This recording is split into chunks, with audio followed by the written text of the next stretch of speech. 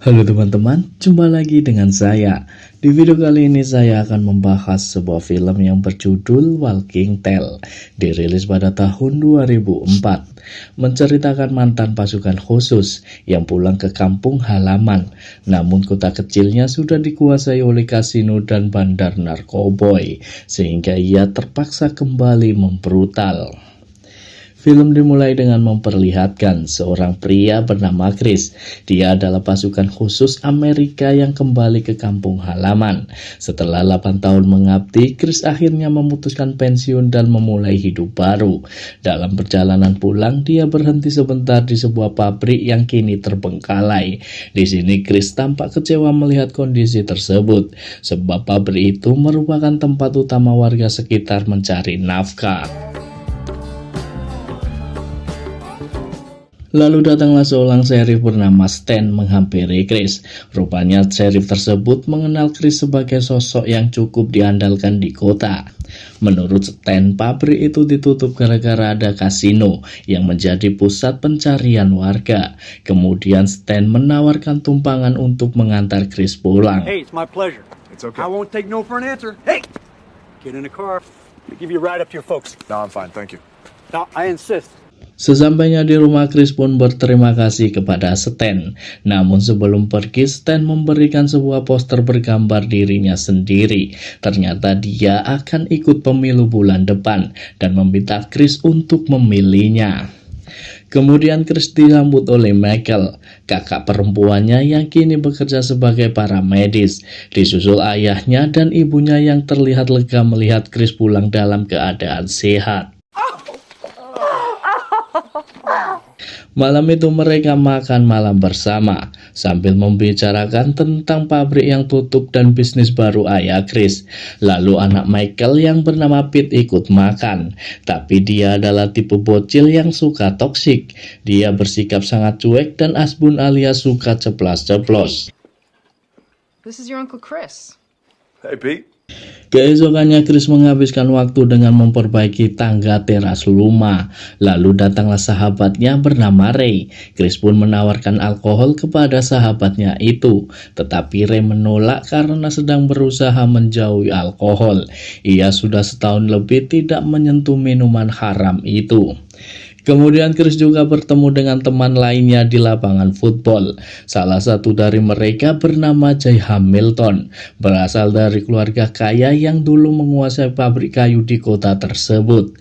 Sekarang Jay sukses menjadi pemilik kasino terbesar di kota. Dia sudah masuk kategori mafia lokal. Your return. You guys still doing it. Yep, still doing it. Pertandingan persahabatan pun dimulai. Chris dan Ray berada dalam satu tim.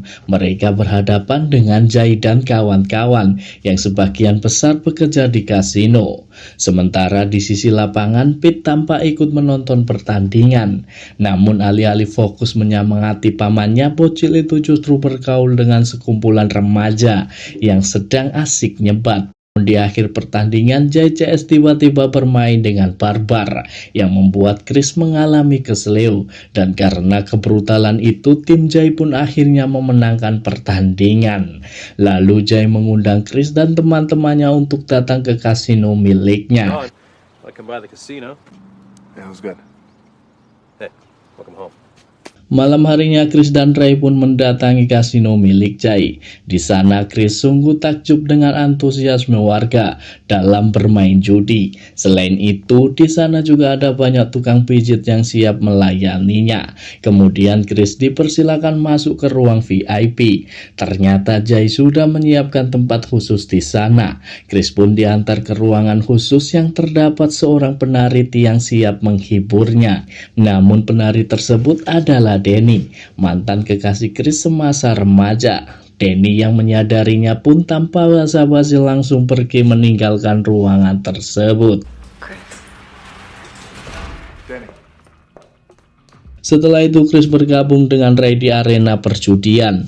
Di tempat itu Chris melihat temannya, Jimmy sedang ikut bertaruh. Tapi Chris menyadari bahwa Bandar yang memimpin permainan bermain curang. Merasa tidak terima, Chris pun mencoba menghentikan permainan.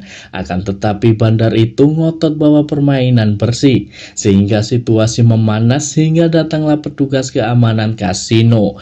Baku hantam pun tak bisa dihindari. Namun jumlah mereka terlalu banyak, sehingga Chris dikeroyok bahkan disetrum hingga akhirnya tumbang. Lalu Chris dibawa ke gudang oleh para gangster yang bekerja untuk Jay. Geng itu dipimpin oleh seorang pria, sebut saja Tarjo. Di sini Tarjo nampak sangat ingin menghabisinya, tapi Chris adalah teman dekat Jay. Alhasil ia pun memilih untuk menyiksanya saja. Kemudian Chris dibuang begitu saja. Beruntung ada sopir truk yang melintas dan segera membawanya ke rumah sakit. Keesokannya keluarga datang ke rumah sakit menjenguk Chris. Di sini dokter menjelaskan bahwa Chris mengalami luka sangat parah. Selain itu di sana juga ada Sheriff Stan yang ditugaskan untuk menyelidiki kasus ini. Tetapi dia justru curiga kalau Chris lah yang memulai pergelutan karena kobam. Lalu datanglah Ray menjenguk. Dia pun merasa prihatin dan memberitahukan kalau kota sudah dikuasai oleh mafia kebal hukum. Oleh karena itu Roy mengingatkan agar Chris lebih berhati-hati, sebab kota ini bukan lagi tempat yang ramah bagi orang jujur. You notice, but this ain't exactly home anymore. That was a hell of a homecoming party. 2 minggu kemudian Chris akhirnya pulang. Selama masa pemulihan, keluarganya merawat dengan penuh perhatian. Hubungan Chris dengan Pete pun mulai membaik, meskipun bocah itu tetap songong. Selain itu Chris juga selalu ditemani oleh Ray, yang hampir setiap hari datang untuk memastikan sahabatnya tidak kesepian. Ketika sudah pulih, Chris tiba-tiba dikunjungi oleh Jay, yang berterima kasih kepada Chris karena sudah mengungkap bandar licik di kasinonya. Tapi Chris seketika geram karena Jay justru membela kelakuan sadis Tarjo, di mana sebagai ganti rugi Jay akan merekrut Chris sebagai kepala keamanan di kasino. Sayangnya Chris menolak mentah-mentah. Kemudian Jay mengeluarkan sebuah amplop berisi uang sebagai bentuk kompensasi. Namun Chris juga menolaknya. Bahkan Chris menegaskan bahwa dia berniat melaporkan kasino tersebut ke pihak yang berwajib. This is for you. What do you say? No. Kemudian Chris langsung pergi ke kantor polisi untuk menanyakan investigasi di kasino. Tetapi Stan sudah menutup kasus tersebut. Dia mengatakan kalau kasino adalah sumber pendapatan paling besar di kota. Alhasil ia tidak bisa berbuat banyak.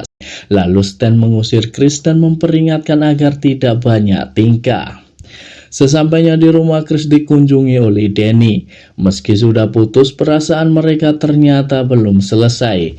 Kemudian mereka berjalan-jalan sambil membicarakan kondisi kota yang semakin bengkok. Selain itu mereka juga membahas pekerjaan Danny di kasino. Rupanya Danny terpaksa bekerja di sana karena tidak ada pilihan lain. It lasted about 8 minutes. A long time ago. Setelah itu Chris mendapat kabar bahwa Pete mengalami overdosis narkoboy. Ia dan keluarganya pun segera menuju lokasi. Di sana Chris bertanya kepada teman Pete dari mana mereka mendapatkan bubuk tersebut. Ternyata para bocil itu mendapatkannya dari anak buah Jay. Mendengar hal itu, Chris langsung tancap gas menuju kasino. Chris juga tak lupa untuk membawa senapan walau sempat dilarang oleh sang ayah. Namun setibanya di sana, dia tak jadi menggunakan senapan tersebut dan mengambil balok kayu lalu mengobrak-ngabrik tempat judi itu.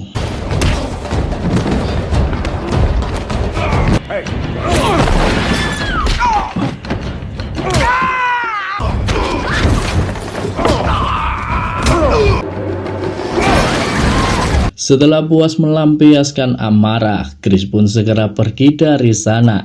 Tetapi dia dikejar-kejar oleh polisi dan akhirnya ditangkap. Beberapa hari kemudian Chris menjadi terdakwa dan sedang menunggu persidangan. Jika terbukti bersalah, maka terancam hukuman 18 tahun penjara. Menurut Pak pengacara, hukuman itu bisa berkurang jika Chris mau mengakui kesalahannya. Akan tetapi Chris tetap teguh pada pendirian. Tetapi para saksi berkata bahwa Chris melakukan penyerangan secara brutal. Chris yang mendengarnya pun langsung memecat pengacaranya dan meminta untuk membela dirinya sendiri. Di sini Chris menyatakan bahwa dirinya tidak bersalah. Dia juga mengingatkan tentang masa lalu kota itu ketika masyarakat masih memegang harga diri serta tidak membiarkan uang kotor mengatur segalanya. Chris pun menyatakan akan mencalonkan diri sebagai sheriff demi membersihkan kota. Untuk memperkuat ucapannya, Chris bahkan menunjukkan bekas luka sebagai bukti kekejaman para gangster di kasino. Berkat pembelaan tersebut, akhirnya Chris dinyatakan tidak By the bersalah. defendant, Chris Vaughn, not guilty. Singkat cerita, Chris pun memenangkan pemilihan dan bersiap menjalani hari pertamanya sebagai sheriff baru. Pada hari pertama menjabat, Chris langsung memecat stand dan bawahannya. Beberapa saat kemudian Jay terlihat melintas dengan mobil mewah bersama sang pacar. Chris pun menghentikannya dan menilang dengan peringatan terselubung. Tetapi Jay justru meremehkan otoritas baru Chris sebagai sheriff. Sayangnya Chris tidak terpancing sedikit pun. License and registration. You're joking, right? Setelah itu Chris mengunjungi Ray dan memberikan sebuah lancana polisi. Chris ingin mengangkatnya sebagai wakil sheriff agar dia punya orang yang bisa dipercaya. Setelah itu mereka menyusun rencana untuk menghancurkan bisnis haram Jay. Dan dari hasil penyelidikan, Ray menemukan bahwa barang haram yang beredar memiliki kualitas tinggi, seolah-olah diproduksi secara profesional, sehingga Chris menduga adanya pabrik yang terselubung. Mereka pun memaksa para pecandu agar memberi informasi tentang siapa penjualnya. Setelah itu mereka baru bisa menggerbek para bandarnya. Salah satu bandar yang mereka gerbek adalah Tarjo. Lantas mereka membongkar mobil kesayangan Tarjo agar merasa tersiksa batinnya. Sayangnya Tarjo tetap bungkam dan malah memperingatkan bahwa mereka akan menghadapi bahaya besar. You're gonna get hurt. Screw you both. Guess we gotta go plan B. Malam harinya Chris berpamitan kepada sang ayah sebelum kembali ke kantor polisi. Chris juga sempat menawarkan senapan untuk berjaga-jaga, tetapi tawaran itu ditolak. Lalu sang ayah berpesan agar Chris berhati-hati saat menangkap para penjahat itu. Setibanya di kantor, dia memberikan sebuah senapan kepada Ray. Chris menyuruh Ray untuk menjaga keluarganya di rumah, sebab dia yakin Jay tidak akan tinggal diam. Sementara itu Chris akan menjaga Tarjo yang masih ditahan di kantor polisi. Tetapi tak lama kemudian Danny mengunjungi Chris. Keduanya pun saling adu pusaka hingga akhirnya tertidur. How's the food around here? Nice. Keesokannya mobil Chris tiba-tiba meledak. Saat akan mengecek, stand dan anak buah Jay muncul dan menembaki kantor polisi. Pada akhirnya Chris melubangi lantai kayu agar Danny bisa bersembunyi di bawah. Di momen ini Tarjo yang tadinya songong kini malah ikut terpojok. Dia pun memohon agar diselamatkan. Tetapi sebelum itu Chris meminta agar Tarjo mengungkap lokasi pabrik narkoboy milik Jay. Pada akhirnya Tarjo mengaku bahwa pabrik tersebut berada di bekas pabrik kayu. Sayangnya setelah memberikan informasi penting, Tarjo justru tewas tertembak. Lantas Chris dan Danny bekerja sama untuk mengelabui Stan dan para jamet. Alhasil Stan dan kelompoknya tewas seketika.